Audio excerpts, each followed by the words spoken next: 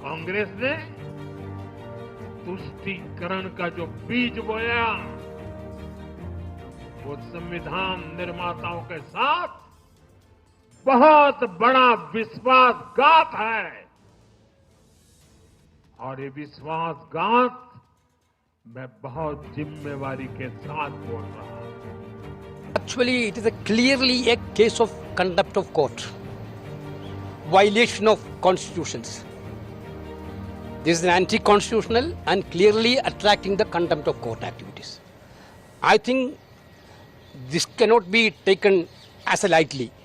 One of the serious allegations has been made by a member of parliament against the Chief Justice of India. जब भी जंगल में हलचल बढ़ जाए तो यह माना जाता है कि कुछ बड़ा होने वाला है। देश में भी स्थिति कुछ वैसी ही है और उम्मीद लगाई जा रही है कि शायद इस बार फिर से कुछ बड़ा हो सकता है। नमस्कार, मैं हूं शिव पांडे और आप देख रहे हैं अखंड भारत बुलेटिन। वक्फ बिल संशोधन के पास होने के बाद से सरकार फ्रंट फुट पर आ गई है और सुप्रीम कोर्ट ने भी अपना निर्णय देकर कहीं ना कहीं सरकार को कटघरे में खड़ा कर दिया है। अब सुप्रीम कोर्ट के निर्णय के बाद जहां एक तरफ सरकार की साख पर सवाल खड़ा हो गया है, वहीं दूसरी तरफ संविधान की बातें भी सामने आ रही हैं। अब प्रश्न यह होता है कि क्या संसद में बनाए गए कानून पर भी बंदिशें लगाई जाने लगी हैं? यही सब देखते हुए सियासी हलचल तेज हो गई है और ऐसा लग रहा है कि एक बार फिर से कुछ बड़ा पक रहा है। 47 में विभाजन की विभीषिका के बीच में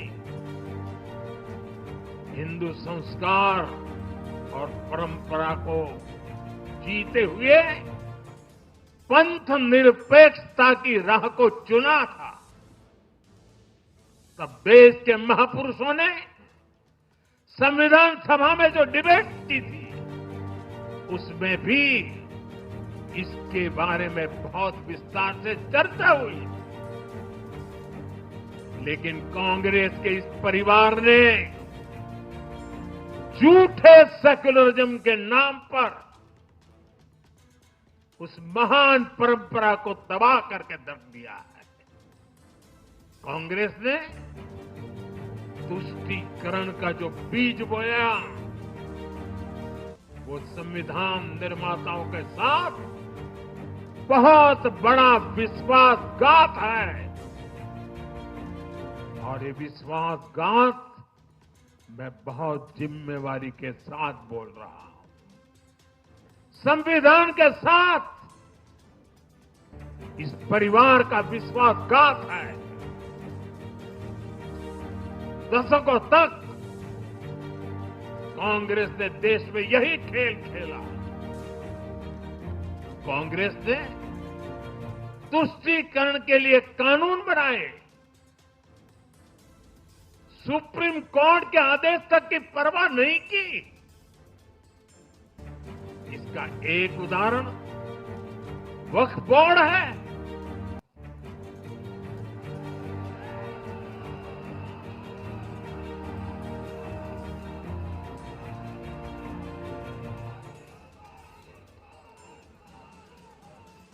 दिल्ली के लोग तो चौंक जाएंगे।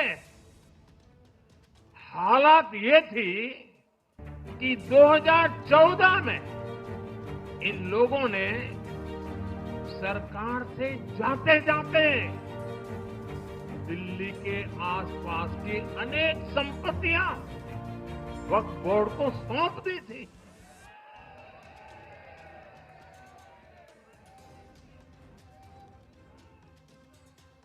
बाबा साहब आंबेडकर जी ने जो संविधान हमें दिया है ना, जिस संविधान की रक्षा के लिए हम प्रतिबद्ध है, संविधान में वक्फ कानून का कोई स्थान ही नहीं है। लेकिन फिर भी कांग्रेस ने तुष्टीकरण के लिए वक्फ बोर्ड जैसी व्यवस्था पैदा कर दी। ये इसलिए किया गया ताकि कांग्रेस के परिवार का वोट बैंक बढ़ सके। सच्ची पंथ निरपेक्षता को कांग्रेस ने एक तरह से मृत्यु दंड देने की कोशिश की है।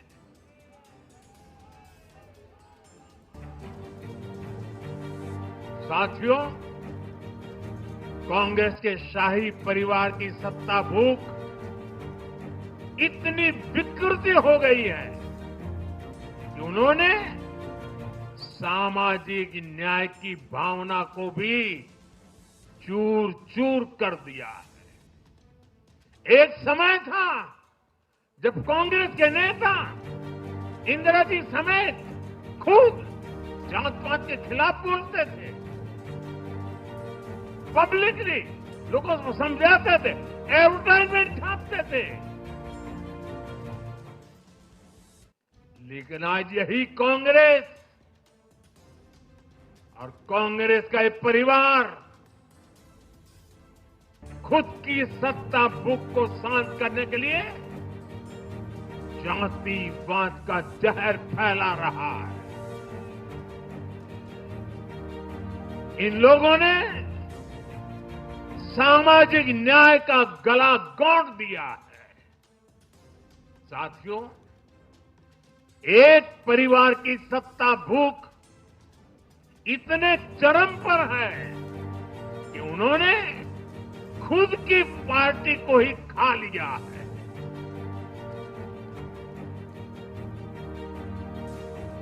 देश के अलग अलग भागों में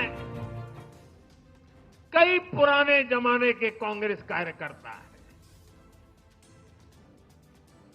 पुरानी पीढ़ी के लोग हैं जो अपने जमाने की कांग्रेस को ढूंढ रहे हैं। लेकिन आज की कांग्रेस के विचार से, व्यवहार से, आदत से उनको ये साफ पता चल रहा है कि ये वो कांग्रेस नहीं है। इसलिए कांग्रेस में आंतरिक रूप से असंतोष बहुत ज्यादा बढ़ रहा है।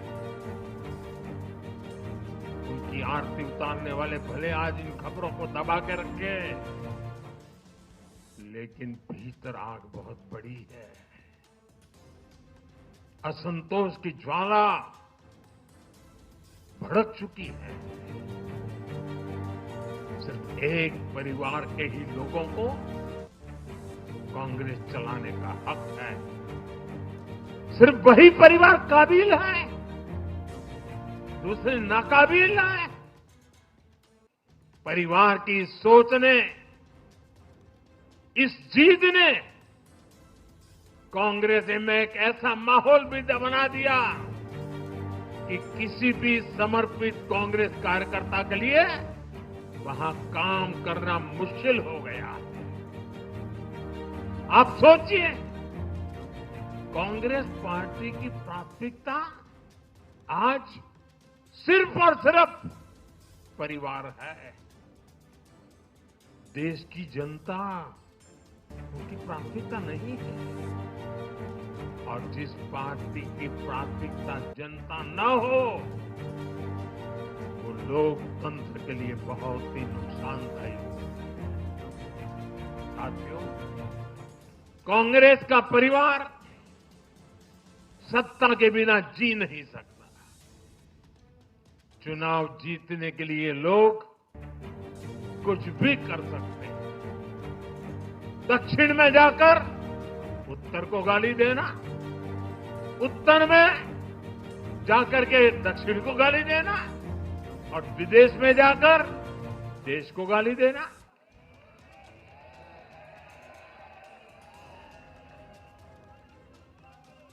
और अहंकार इतना कि ना किसी का मान, ना किसी की मर्यादा, और खुलेआम झूठ बोलते रहना, हर दिन एक नया झूठ बोलते रहना। यही कांग्रेस और उसके परिवार की सच्चाई बन गई है। आज कांग्रेस का अर्बन नक्सलवाद भारत के सामने एक नई चुनौती बनकर खड़ा हो गया। इन अर्बन नक्सलियों का रिमोट कंट्रोल देश के बाहर है और इसलिए सभी को इस अर्बन नक्सलवाद से बहुत सावधान रहना है। आज देश के युवाओं को, हर प्रोफेशनल को कांग्रेस की हकीकत को समझना बहुत जरूरी है। दिल्ली के सियासी गलियारों में पिछले कुछ दिनों से जो तेज हलचल है, उसको देखते हुए, लंबी बैठकों की मैराथन को देखते हुए और पीएम मोदी की राष्ट्रपति से मुलाकात को देखते हुए तरह तरह के कयास लगाए जा रहे हैं। संघ के समन्वय के इनपुट्स ये सब बात का इशारा कर रहे हैं कि सरकार अब आर या पार की मूड में है। कुछ ठोस कदम पाइपलाइन में है और शायद गठबंधन बचाओ वाली सोच नहीं, इस बार संविधान बचाओ वाला स्टैंड सामने आ सकता है। क्योंकि ऐसा माना जा रहा है कि अगर ये आज नहीं सुलझता है तो कल ये बड़ी समस्या पैदा करेगा और देश की रीढ़ तोड़ देगा। जहां एक तरफ बंगाल की हिंसा है और दंगों का जिम्मेदार बीएसएफ को ठहराया जा रहा है, ये कहीं ना कहीं सीधा केंद्र सरकार पर हमला माना जा रहा है। सीमा सुरक्षा बल, जिसे संसद के कानूनों के तहत विशेष अधिकार मिले हुए हैं, उसे ममता सरकार कटघरे में खड़ा कर रही है। अब ये माना जा रहा है कि कहीं न कहीं ये भारत की संघीय व्यवस्था की अवमानना है। वहीं दूसरी तरफ तमिलनाडु का संवैधानिक संकट भी पैदा हो गया है, जहां राज्यपाल और मुख्यमंत्री के बीच टकराव को सुप्रीम कोर्ट ने ऐसा मोड़ दिया है कि राष्ट्रपति को भी निर्देश दिए जा रहे हैं। ये सीधे सीधे संविधान की मूल संरचना पर प्रहार माना जा रहा है। वहीं अगर देखा जाए तो राज्य बनाम संसद का मामला भी सामने आ रहा है। अब संसद से पारित कानूनों को भी कुछ राज्य मंजूर नहीं है कहकर अटकाने लगे हैं, जैसे ये देश नहीं है, कोई कॉन्फेडरेशन है। क्या हर राज्य में अब अपनी अपनी अलग व्यवस्था चलाई जाएगी और ये सब सिर्फ राजनीति के लिए किया जा रहा है या एक सुनियोजित वैचारिक लड़ाई का हिस्सा है?